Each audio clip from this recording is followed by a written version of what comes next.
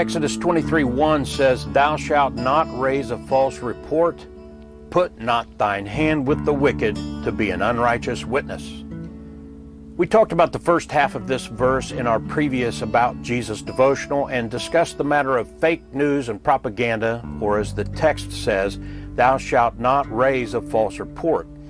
And then Exodus 23:1 says, "Put not thine hand with the wicked to be an unrighteous witness." Now that could also apply to the matter of propaganda news media, slanting their stories in order to make the wicked look like they're in the right and make the good side look like they're in the wrong. But this directly deals with the court system. For a judge to influence the trial by dismissing legit evidence, or entering false evidence, or tainted evidence, or allowing false or misleading testimony and so forth, in order to help the wicked win in court is forbidden.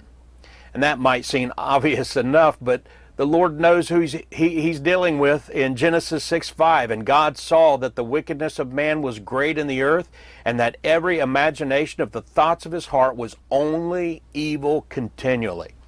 And we recently quoted John 2:25, which tells us that Jesus needed not that any should testify of man, for he knew what was in man. That's why the Lord takes nothing for granted when it comes to dealing with mankind. As he told the prophet in Jeremiah 17:9, "The heart is deceitful above all things and desperately wicked. Who can know it?" The Lord answers his own question in the next verse, as Jeremiah 17:10 then says, "I, the Lord, search the heart. I try the reins, even to give every man according to his ways and according to the fruit of his doings." The Lord knew there would be crooked judges, and there must be provision in the law making such criminal activity illegal, but also providing for punishment.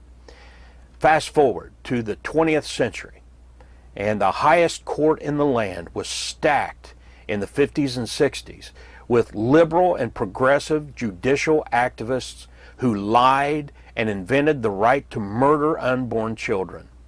They claimed such a right in the 14th Amendment of the Constitution. No such right ever existed beforehand. It was just invented out of thin air.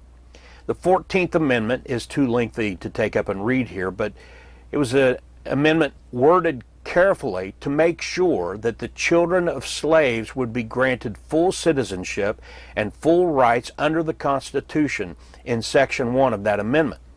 Now that's been perverted into what we call birthright citizenship, and that's now under consideration by the Supreme Court at this very time. Section 2 of the 14th Amendment was to ensure the right to vote and full representation to the states and their former slave population. Sections 3 and 4 deal with matters of the dissolved Confederacy and their debts and such. And then Section 5 gives Congress the standard right to pass related laws that are necessary to enforce the 14th Amendment. In other words, no one writing or voting in favor of the 14th Amendment had any intention of that amendment applying to the matter of killing unborn children.